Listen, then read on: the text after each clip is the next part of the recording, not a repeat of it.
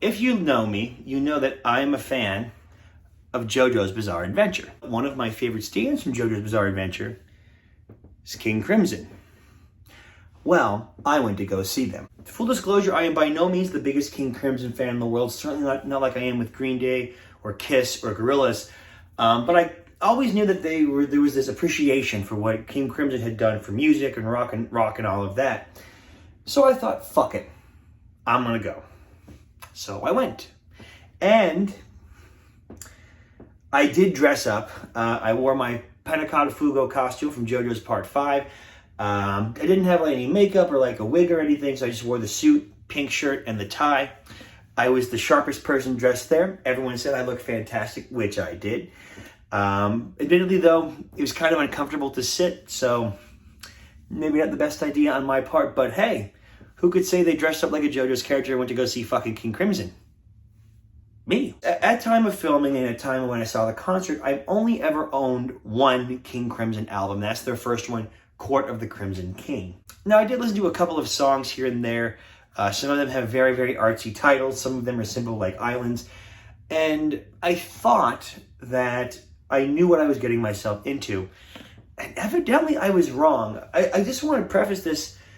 No matter what I say about the concert, I don't want to take away thinking that I had a bad time. It was just different, and again, I was by myself.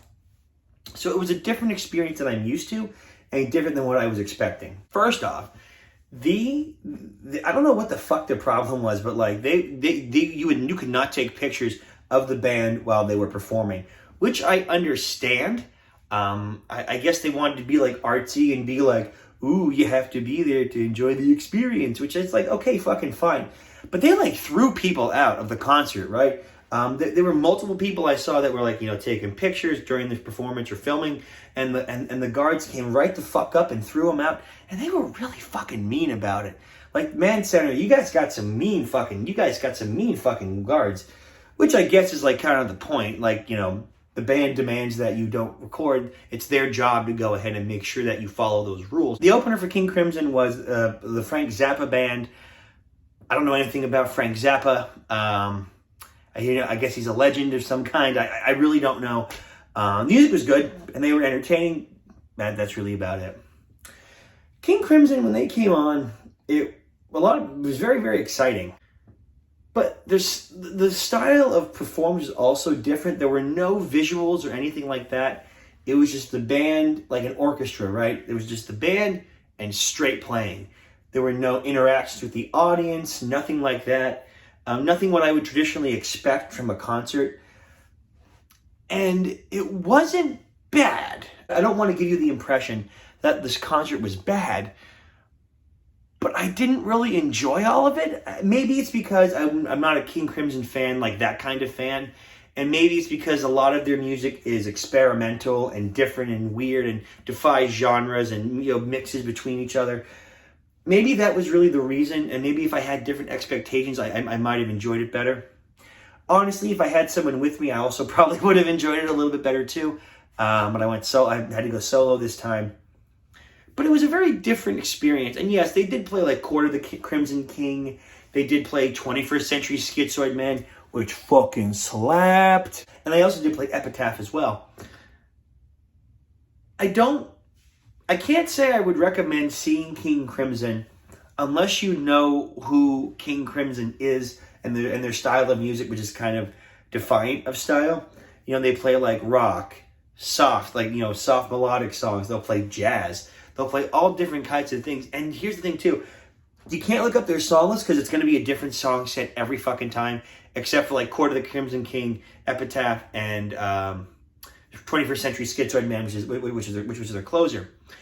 It's more like a musical experience, I guess, and you have to kind of go on with that mindset that you were spending a night at the opera, not going to a rock concert. Before the concert started, I did go ahead and pick up a t-shirt.